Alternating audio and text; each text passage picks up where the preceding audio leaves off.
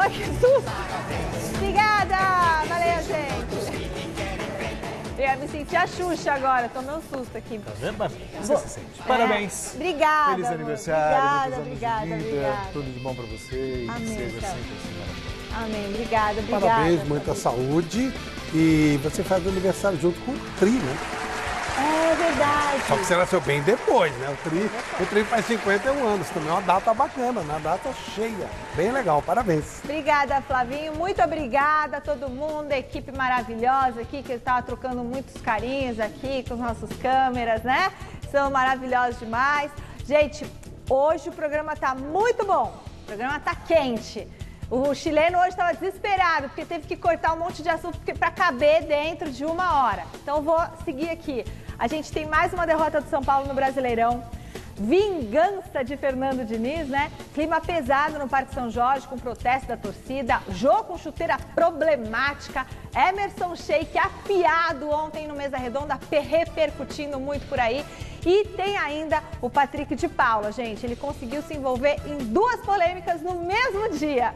Vai faltar até tempo para tanto assunto. Então segura aí na poltrona, na cadeira, no sofá da plenitude, que a gente volta já já, depois dessas dicas para vocês.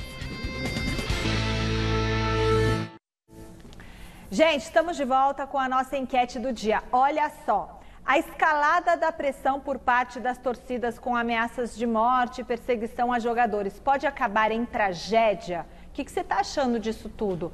Sim ou não? Acaba em tragédia? Sim ou não? Deus queira que não, né? Ave, muito tenebroso isso daí.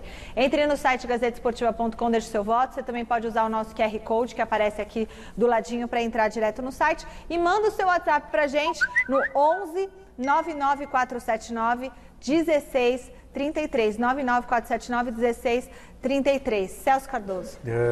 Acho que pode sim. Há muito tempo eu acredito nisso. Eu fico espantado que às vezes você vê o Ministério Público tão preocupado com pequenas coisas, e isso é uma grande coisa que deveria se preocupar, porque são ameaças claras à integridade, não só à integridade, mas à vida de profissionais da bola. Ganhar ou perder faz parte do jogo, mas quando você tem essa intimidação, ou ganha ou vai morrer, quer dizer, é uma situação muito delicada. Então, os clubes são coniventes, os clubes permitem isso, devem ser os primeiros a proteger os seus profissionais, mas muitas vezes eles até abrem as portas.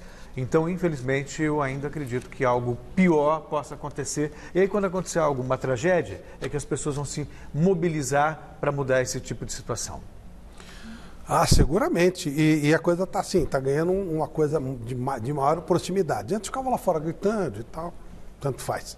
Agora, essas pessoas estão se achando no direito de se aproximar dos atletas e fazer uma intimidação pessoal. Os atletas têm seguranças, muitas vezes esses seguranças andam armados e também se sentem intimidados. Num determinado momento, até numa defesa ou num gesto assustado mais brusco, também. O cara pode puxar uma arma e esses caras que atacam também andam armados. E aí, mas tá para acontecer. É que tem que acontecer para fazer alguma coisa, né? Porque os caras não fazem nada. Ministério Público, polícia, clubes, nada. São todos coniventes. Tá muito próximo de acontecer. Aliás, estou surpreso que ainda não tenha acontecido.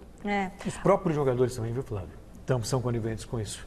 E se houvesse uma mobilização no sentido, se não houver segurança, a gente para. Mas então, aí não há uma união de classe. Celso, espera um pouquinho, ele não está no local de trabalho dele. Eles estavam, né, no caso do Patrick, era uma balada, não sei se era uma balada ou era um barzinho. Eu estou me referindo aos protestos mesmo no ICTs e tudo mais, que é o local de trabalho. Ah, você está falando do protesto. Eu já estou pensando no caso de quando eles são encontrados em balada, por exemplo. Aí você já não está certo ir para balada nessa atual conjuntura. Aí você encontra lá um monte de torcedor organizado. A gente vai ter a oportunidade de falar mais sobre isso, mas eu fico imaginando que seria o país, se essa ânsia de fiscalizar quem está indo para balada ou não está indo para balada, fosse para mudar o país, quem está roubando o país que não está, quem deixou de fazer não está. As experiências de intimidações pessoais na história da humanidade não foram boas.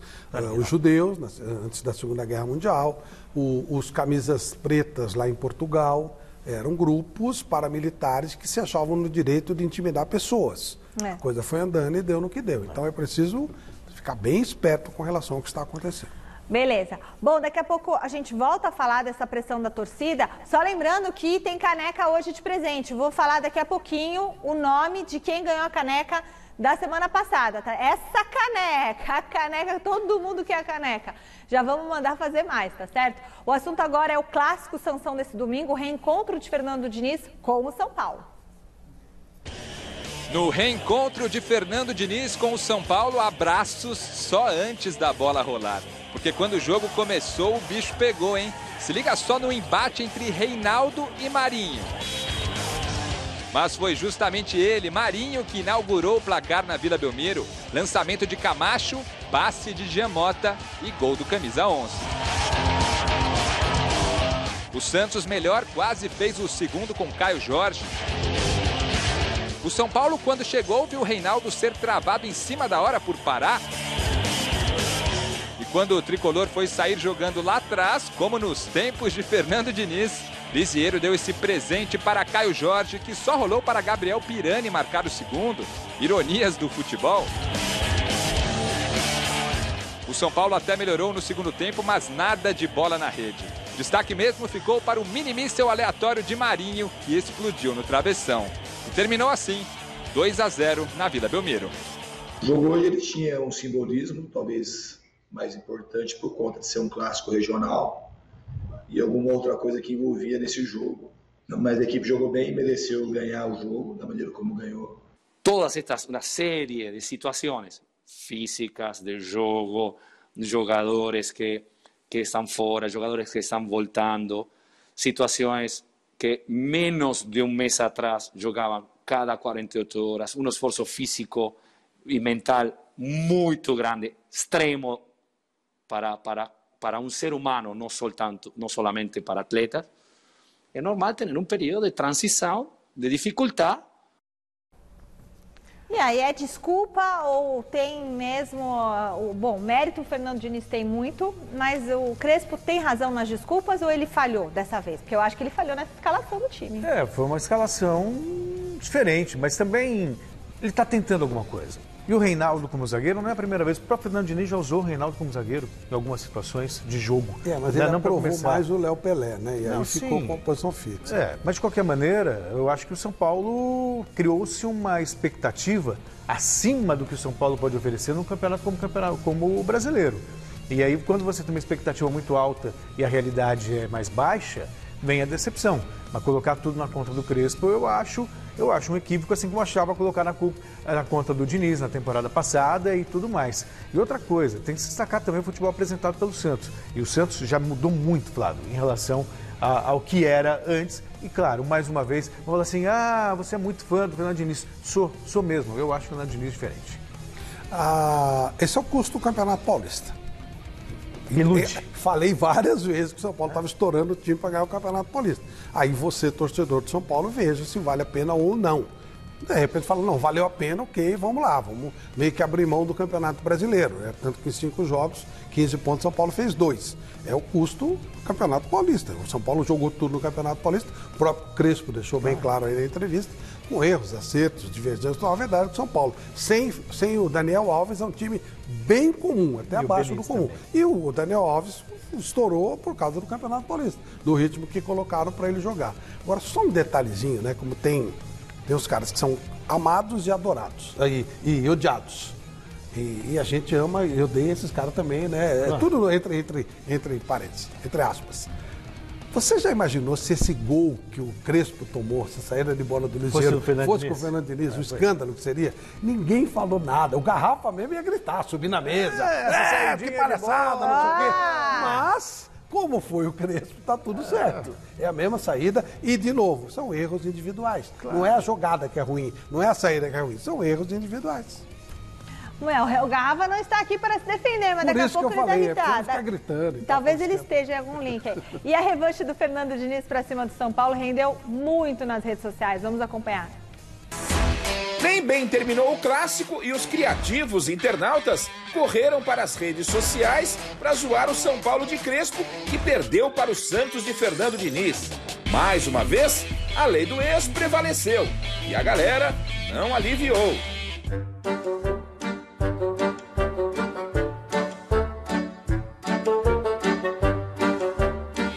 Com apenas 2 pontos somados em 15 disputados, o atual campeão paulista está na zona de rebaixamento.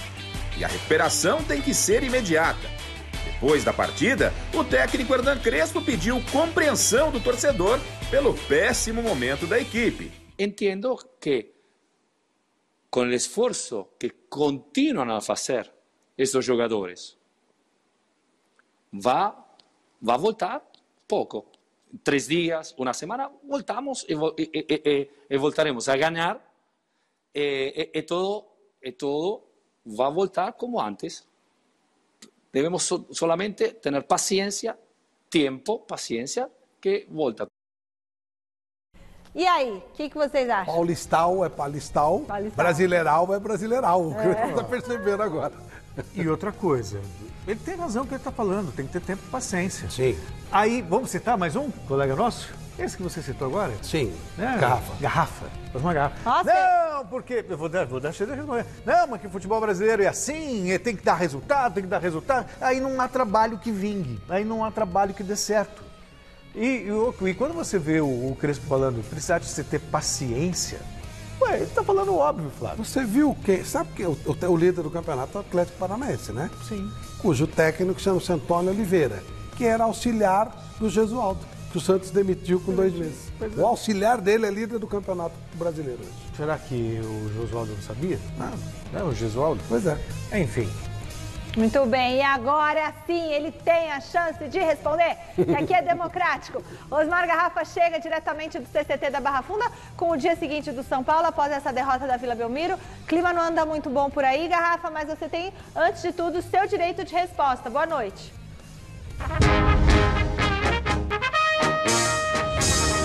Boa noite, Michele, boa noite especial a você e um boa noite especialíssimo, né? Que hoje é seu aniversário e tudo, mas um especialíssimo aos meus amigos de bancada Flávio Prado e Celso Cardoso. Daqui a pouco, se deixa mais um pouquinho, a culpa do São Paulo será minha. Para esses dois, a culpa do São Paulo é minha. Ontem, no Mesa Redonda, eu fiz as críticas que o Crespo merecia, né? Eu só entendo que o São Paulo deveria, naquele momento, priorizar sim o Campeonato Paulista, porque ele não sonha com o Campeonato Brasileiro. Há muito tempo sem ganhar. E agora tem um começo de brasileiro horrível, péssimo. O Crespo se equivocou ontem, disse lá no Mesa Redonda, trouxe o Reinaldo pra zaga, ele fez uma salada mista. E a pressão que é colocada não só no Diniz, vai ser colocada no Crespo, em qualquer técnico do Brasil, não é uma pressão minha, Celso Cardoso. É uma pressão do futebol brasileiro, é assim que funciona. Se é certo ou não é uma outra questão. Eu acho que a pressão é realmente exagerada e acho que temos que dar tempo aos profissionais. Mas esse tempo aqui no Brasil não existe. Se o Crespo ficar com essa historinha de pedir, quero tempo, paciência, a casa cai. Caiu para o Diniz, cai para ele, cai para todo mundo. Mas vamos lá falar do São Paulo aí, que está na zona do rebaixamento. Muito graças ao Crespo, que ontem foi muito mal, né? Contra a Chapecoense, São Paulo também teve problemas, perdeu pontos importantes. E agora tem apenas 2 pontos dos 12 disputados. E tem que se recuperar essa semana, porque futebol é cobrança. E não é cobrança do Osmar Garrafa, é a cultura do futebol. Então é o seguinte, tem Cuiabá quarta-feira no Morumbi, não é? É jogo da parte baixa da tabela. E depois, no final de semana, tem uma carne de pescoço, domingo lá em Fortaleza contra o Ceará. Quer que fica pior a situação do São Paulo, Michele? Departamento médico. O Luciano, de 2 a 3 semanas, estiramento na coxa esquerda. Foi confirmado, o jogador saiu de campo chorando ontem, vai ficar de fora. O Miranda continua no departamento médico, também não joga, não tem previsão de volta, não joga especificamente contra o Cuiabá. Daniel Alves, boa notícia, mais ou menos, porque ele está convocado para a seleção. Ele voltou a trabalhar já hoje no campo, mas ainda sem contato físico com os demais companheiros. Está fora do jogo de quarta-feira. O Luan, que não jogou ontem, departamento médico também é dúvida.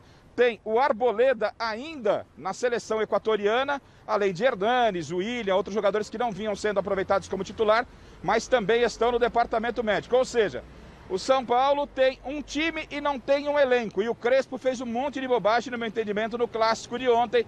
Pego no pé do Crespo, sim. Um parabéns todo especial para você nesse dia, Michele. Feliz aniversário. Obrigada, Garrafa, obrigada. Você tem todo o direito de resposta, porque eles aqui, tudo é sua culpa, viu? Já tô vendo que há uma perseguição deles em relação a você. Não.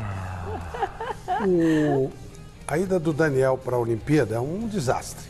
Um desastre. Vai voltar quase no meio do primeiro turno, né? Provavelmente o São Paulo já sem nenhuma chance de brigar pelo título, porque sem o Daniel Alves é um time bem comum. E eu perguntei a uma raposa felpuda do São Paulo, por que vocês liberaram? Existia um compromisso informal, não formal, não está escrito, que o Daniel seria liberado para convocações, para eventos especiais que fosse interessante para ele. Ele não pensava em Olimpíada. Aí o Jardine ligou para ele e falou, escuta, e tal. Aí o homem ficou enlouquecido, né? Que ele gosta, ele é competitivo e tal. Pô, não quer disputar a Olimpíada, ficou maluco. E aí ele formalizou o pedido da direção de São Paulo, que tinha esse compromisso moral de liberá-lo de acordo com o que foi conversado quando do contrato, que nem foi feito por essa diretoria. Então não é uma coisa formal, mas é uma coisa de compromisso ético, palavra com palavra. Compromisso e aí não tem jeito, né? Aí não tem jeito. Claro. Bom, beijão para toda a galera da Plenitude. O Palmeiras jogou na manhã desse domingo contra o América Mineiro, mas parece que o time só acordou mesmo depois de tomar o gol. Põe na tela. O que o Giovani do América Mineiro perturbou o Jailson, goleiro do Palmeiras, neste domingo de manhã, meu amigo, não foi brincadeira não, hein? Ó só, a primeira boa chance do meia do Coelhão veio nessa falta pra lá de venenosa, defesaça do Jailson. Nessa jogada que você acompanha agora, o Giovani recebeu na frente, ficou cara a cara com o Jailson, mas chutou fraquinho. Aí foi tranquilo pro Jailson. De tanto insistir, adivinha quem fez o gol do América? Ele mesmo, Giovani. O gol acordou o Palmeiras, que reagiu logo no lance seguinte. O William, de cabeça. Já nos acréscimos do primeiro tempo, eis que o VAR entrou em ação. O Rodolfo foi chutado pelo Renan dentro da área. Ademir correu pra bola, mandou no canto, só que o Jailson tava lá pra defender. Tá bem ou não de goleiro Palmeiras, hein? O Palmeiras voltou pro segundo tempo diferente, mais ligado e quase virou a partida no comecinho da segunda etapa, em 2 jogadas envolvendo os protagonistas do primeiro gol do Verdão aqui no Allianz Parque. Primeiro, o William bateu colocado e tirou tinta da trave do Jori. Depois, o Scarpa mandou de pé direito, o pé que não é bom. E quando parecia que o jogo ia acabar mesmo empatado, o Luiz Adriano rolou e o William soltou a bomba aos 50 minutos para definir a terceira vitória do Palmeiras no Brasileirão. 2-1, placar final. E aí, o que vocês acharam desse jogo? O Palmeiras não jogou bem, não, mas conseguiu a virada. Tem jogadores com capacidade de decisão. Mas no jogo em si, achei o Palmeiras mais do mesmo, como tem sido, Flávio. Não é? O Palmeiras longe de empolgar. No tempo eu gostei, mas o primeiro podia ter se complicado muito. Não fosse o Jair salvar com pênalti, é coisa de enrolado mesmo. Muito bem. Seria uma vitória para dar tranquilidade ao time, mas não foi bem assim. O Alexandre Silvestre está na redação da nossa Central de Esportes e conta as polêmicas no Palmeiras. Ô Silvestre, o que o Patrick de Paula andou aprontando? Conta esse babado pra gente. Boa noite. Felicidades para você em primeiro lugar, Michele. Parabéns pelo seu aniversário.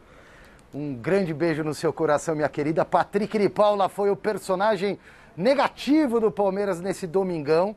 A começar dentro de campo, né? Jogando bola ele é muito bom. Só que ele cometeu uma gafe, entrou em campo com brinquinho, com piercing. Aí teve que tirar o piercing. A travinha, você conhece melhor que eu, né, Michel? Eu já usei brinco, mas faz muito tempo. A travinha aqui, aquele negocinho que trava o brinco, não saía. Ele ficou 6, 7 minutos do lado de fora, prejudicou o Palmeiras, que ainda assim conseguiu a vitória. E depois do jogo, o Abel Ferreira, que nem sabia o que aconteceria um pouco mais tarde, no mesmo domingo, disse o seguinte para o Patrick de Paula, e para quem quer que a carapuça sirva. Eu trato os meus jogadores como trato os meus filhos ou as minhas filhas. É exatamente igual. Às vezes tenho, sobretudo a mais velha, que quando eu não lhe dou aquilo que ela quer, ela está sempre a dizer que eu sou o pior pai do mundo. A mais nova é igual, quando eu meto castigos está sempre a dizer que eu sou o pior pai do mundo. E há alturas que dizem que amo-te pai, tu és o melhor pai do mundo. E eu com os jogadores faço exatamente a mesma coisa. O Patrick é um jogador excepcional, tem uma qualidade técnica muito acima da média. Agora é um jogador que temos que andar sempre, né, a puxar-lhe pelas orelhas, temos que andar sempre a puxar. Posso-vos confessar que eu, quando estudava, um professor a mim também me puxava muitas vezes as orelhas, porque eu fazia muitas asneiras e fui aprendendo com estes puxões de orelhas. Mas estes puxões de orelhas nós vamos deixá-los para fazer em casa, não é? Eu não gosto de castigar ou bater as minhas filhas em frente aos outros, faço-as dentro de portas. E é isso que o Patrick vai ter. Vai ter e deve ter tido dobrado ou até mais, Michele, porque essa entrevista foi logo no comecinho da tarde de ontem e à noite o Patrick de Paula foi flagrado na ZL, na Zona Leste, numa baladinha. E aí os fiscais de jogadores de futebol, esses moços que estudaram, né, que são muito apresentáveis, educados, chegaram de novo, assim como aconteceu com o Lucas Lima, e aqui eu não estou defendendo nenhum nem outro, mas os caras chegaram de novo com o dedo na cara, ameaçando. Olha só o que sobrou para o Patrick de Paula na noite de domingo. Seu desgraçado!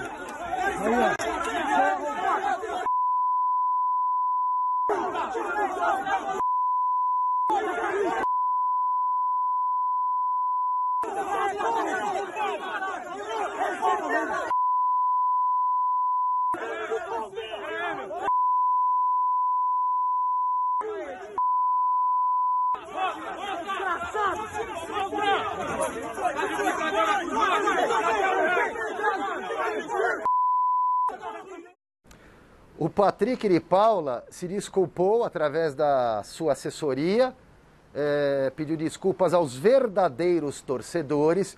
O Palmeiras multou o Patrick de Paula, pelo visto ele vai ter uma punição financeira no salário, está afastado do departamento de futebol por enquanto, por quebrar os protocolos, né? E outros 3 jogadores que foram citados por esses torcedores aí, fiscais de jogador de futebol, como se estivessem também na balada, mas não, a imagem não mostra esses 3 jogadores, o Menino, o Rony e o Breno Lopes, também prontamente, já através das próprias assessorias, disseram que não estavam nessa balada, cada um fazendo a sua própria reunião familiar, tal. O Rony até disse que estava num culto religioso, enfim. O Patrick de Paula está afastado, multado, segundo informações, assim como Lucas Lima, e essa é a segunda-feira do Palmeiras. Agora, esses caras aí, peitando o jogador na rua, como vocês disseram no começo do programa, eu acho até pior do que o jogador que sai na balada, pelo amor de Deus. É um tema bastante polêmico. Gente, nunca vi demorar tanto para tirar um brinco, para começar, né? Mas enfim. O que eu acho curioso é que tem essa intimidação e muitos sem máscara. Também. Quer dizer, então se estivesse tão preocupado com o clube também, não teria esse tipo de comportamento sem máscara.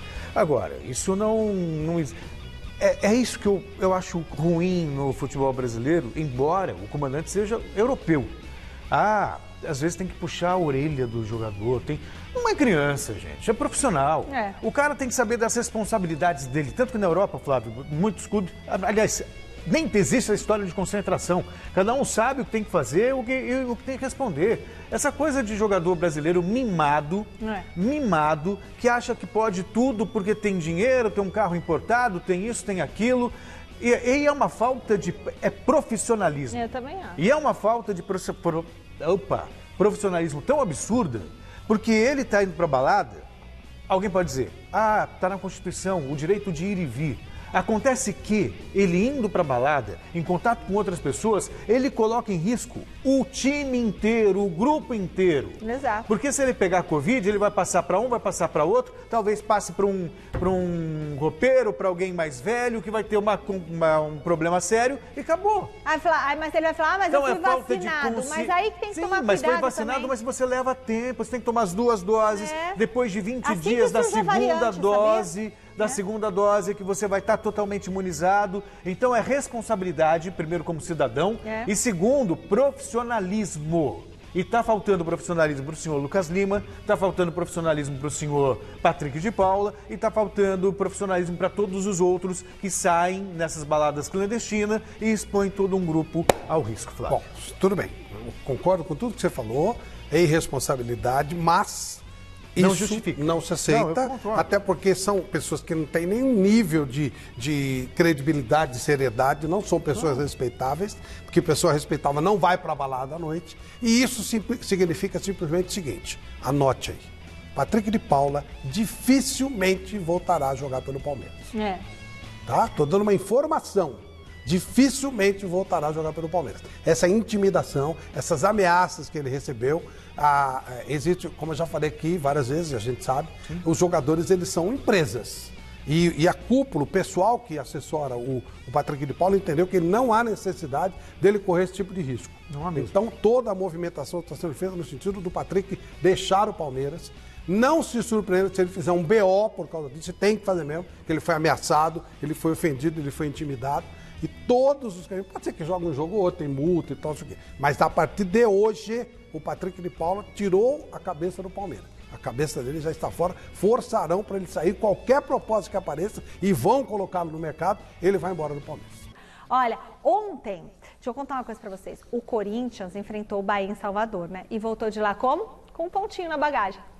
Mesmo jogando fora de casa, o Timão tomou a iniciativa da partida e começou pressionando.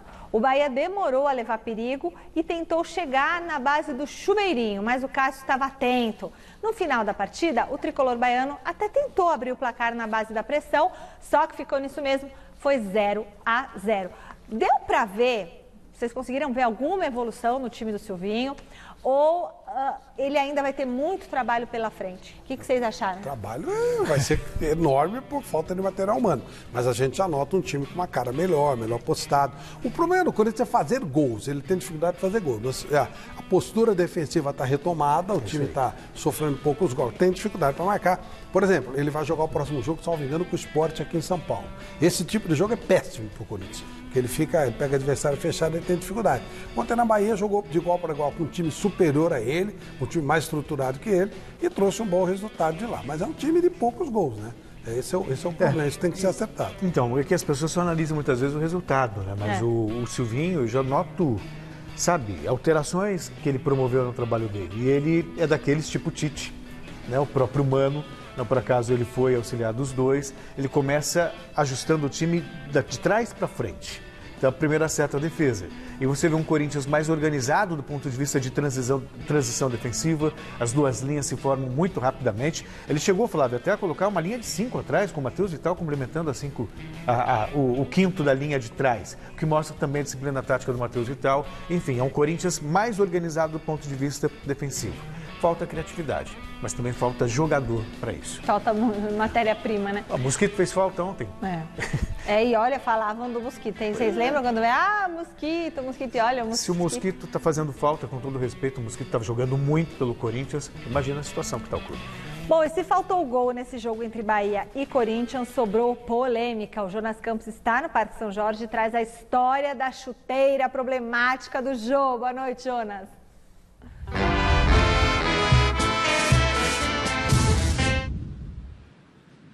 Verde ou azul turquesa, Michele? Qual a cor da chuteira utilizada pelo Jô no jogo de ontem entre Bahia e Corinthians lá em Salvador? Eis a questão, né? Boa noite e feliz aniversário, Michele. Boa noite, Flávio. Boa noite, Celso. Boa noite a todo mundo que acompanha o Gazeta Esportiva. Pois é, essa polêmica danada por causa da chuteira utilizada pelo atacante Jô. A marca da chuteira no site oficial descreve ali o produto com a cor azul turquesa. Mas na TV, né, pareceu ser uma chuteira verde, gerou maior burburinho. A cor verde, a gente sabe, não é muito bem-vinda aqui no Corinthians por causa da rivalidade com o Palmeiras. O Jô utilizou essa chuteira na partida de ontem, empate sem gols, né? O jogo não deu muito o que falar, futebol fraco das duas equipes, então virou assunto, foi alvo de inúmeras críticas por parte da torcida corintiana. O atacante Jô, que é verdade, não vive bom momento pelo uso dessa chuteira supostamente verde. O próprio Jô, nas redes sociais, diz que a chuteira, na verdade, é azul, que jamais desrespeitaria a história do Corinthians, que nunca desrespeitou a história do clube, inclusive onde ele começou a carreira dele, começou desde os tempos de terrão aqui no Coringão. E o Corinthians, aí é uma outra polêmica dessa história, emitiu nota oficial após todas essas críticas em cima do Jô, dizendo que o jogador vai ser multado por ter utilizado o produto, entre aspas, verde. Uma polêmica danada, até porque o Jô, na semana passada, treinou com essa mesma chuteira. O próprio Corinthians divulgou nas redes sociais do clube fotos do jogador treinando com essa chuteira. Então agora veio essa história da multa para o jogador, vista por muitos como uma atitude covarde por parte do Corinthians. Então é polêmica atrás de polêmica. E já que o assunto é polêmica, convidado de ontem do Mesa Redonda, que figura, não fica em cima do muro, o ídolo corintiano Emerson Sheik deu a opinião dele sobre essa polêmica envolvendo a cor da chuteira do atacante Jô. Olha só. Então, eu vou responder de uma maneira muito bacana, viu? A final da Libertadores, eu joguei com uma chuteira branca e verde. Eu fiz 2 gols, fui campeão. Ainda bem que não te proibiram de colocar então a chuteira verde. Não, eu não fui multado também. Agora, você viu a chuteira? O Jô tá falando, o Sheik, que a chuteira é azul. Então, para você não fica em cima do muro, a chuteira é azul ou ela é verde? Ó, pelas imagens, parece ser uma chuteira verde. É isso, gente. A gente põe até agora na tela um comparativo, né, da chuteira utilizada pelo Emerson Sheik na final da Libertadores de 2012 e a chuteira utilizada pelo Jô no jogo de ontem. Aí vocês decidem aí, Michele, qual que é mais verde? Nenhuma é verde. Enfim, quero saber a opinião de vocês, claro, com uma diferença de contexto, né? O Sheik utilizou essa chuteira numa final de Libertadores, marcando 2 gols numa grande fase do Corinthians, e o Jô vem sendo muito questionado, Corinthians devendo futebol, e obviamente qualquer coisa é motivo para crítica. Então eu quero ouvir a opinião de vocês, Mi, volto contigo. Valeu, Jonas. O problema é que o Jô não fez o gol com a chuteira azul ou verde. Se tivesse feito, não tinha polêmica, né, João? Mas não fez o gol. Aí, ó, a do Sheik, se ele não tivesse feito gol, também ia dar problema. Agora, o que eu acho errado do Corinthians é o seguinte, bom, se o cara treinou a semana toda com a chuteira verde e ninguém falou nada, o Corinthians também não pode multar ele no domingo e outra coisa, tá lá no site para quem for. Mas não acho certo também usar verde no Corinthians. Para quem procurar a chuteira, tá lá azul turquesa. Azul turquesa. Então ele não tem que ser multado, porque na descrição não, e outra coisa, é ridículo essa postura do Corinthians. É ridículo. Porque em vez de preservar o jogador, ainda expõe o atleta. Ainda multando por jogar com uma chuteira. Faltou respeito com o Jô. Em vez de falar, o Jô desrespeitou. Será que não quer que ele fique com o saco cheio e vá embora? Talvez possa ser. Mas é uma atitude covarde. Claro que é. Covarde em 2 sentidos. Mas, na verdade, covarde porque quer fazer médica torcida maior, e covarde com um atleta que está lá muito tempo ajudando o clube. Sabe o que é isso? A definição diz bem clara disso.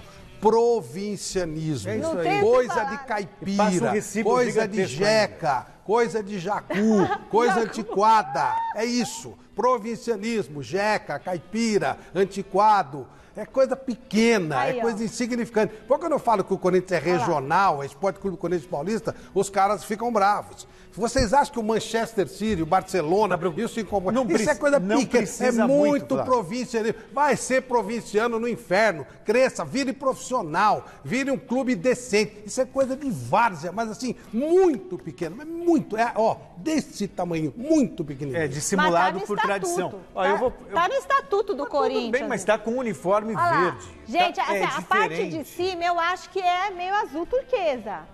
Agora, a lateral parece ser verde. Tudo bem, mas vou falar. Acho que eles deviam pintar o campo de piche. Fazer piche no campo. Vocês conhecem uma rivalidade? Pelo jeito, tem muita gente que come a grama lá. Outra coisa, vocês conhecem uma rivalidade maior na América do Sul ou no mundo de Boca e River? O River jogou de azul outro dia. Isso é provinciano, gente. Isso é coisa bem provinciana. Isso aí é o anti-tudo, sabe? Quando você acha que o futebol está evoluindo, aparecem essas coisas de província. Coisa ridícula, coisa jeca. É um negócio assim tão... Sabe? Quer jogar uma torcida? Dá uma advertência pro Jô, não faz mais isso. Dá uma advertência, mas não multa não. Coitado do Jô, treinou a semana inteira, não tinha ninguém lá. Eu acho que eles estão querendo que ele caia fora para economizar o salário. Já que ele não está jogando nada. Agora, quem contratou? Por que contratou? Deixa eu falar, o final de semana do Corinthians teve muito assunto também, né, Jonas? Teve confusão, conta pra gente.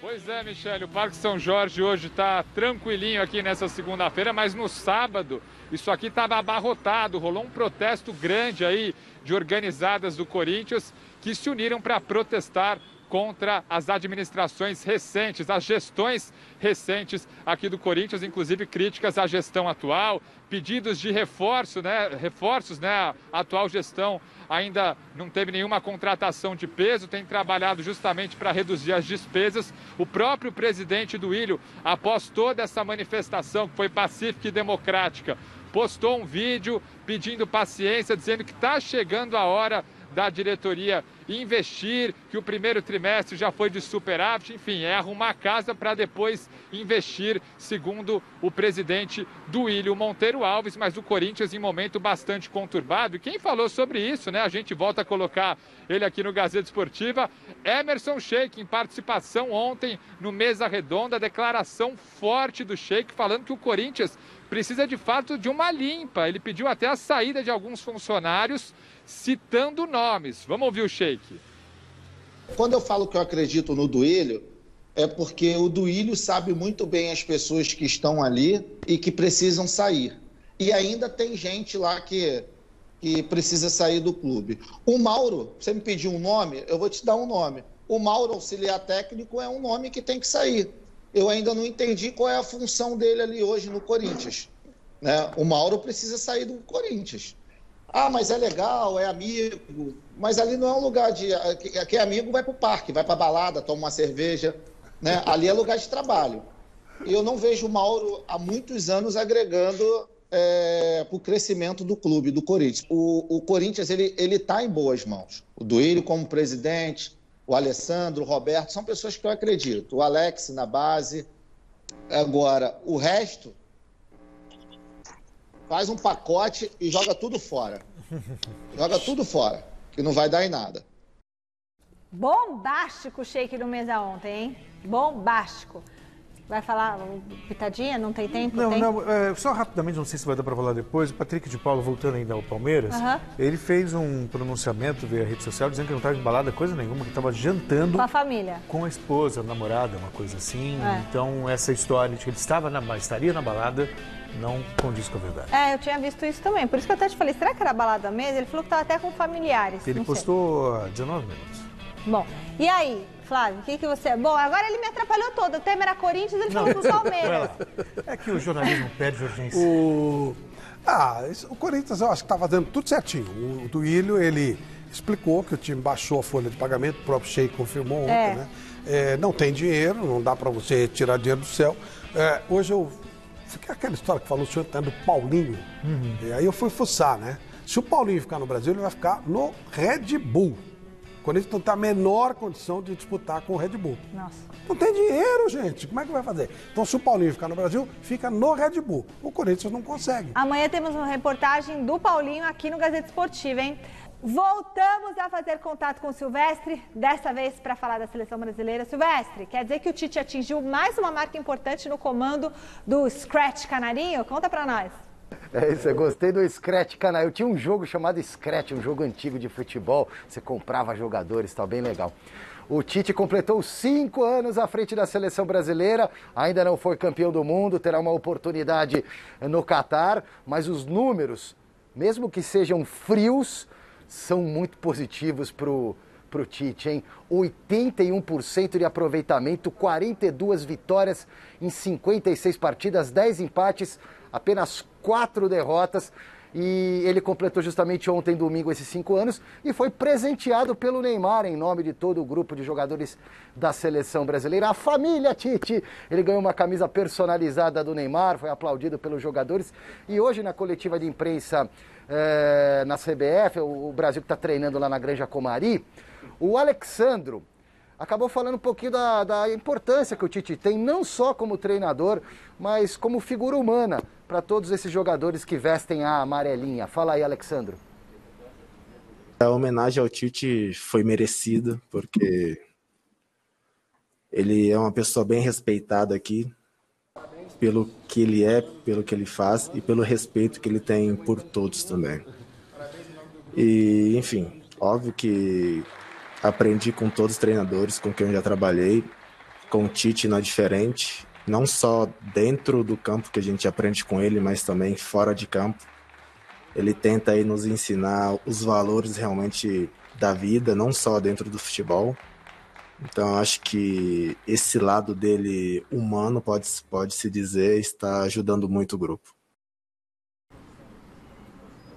Parabéns, é um baita treinador, disparadamente, mas não é o melhor técnico brasileiro, é o único possível de dirigir a seleção com alto nível. Agora é sacanagem, né? O cara cobra a seleção, tem um jogador que vai dar entrevista, é o Alexandre. Pô, né? Não dá, assim é complicado.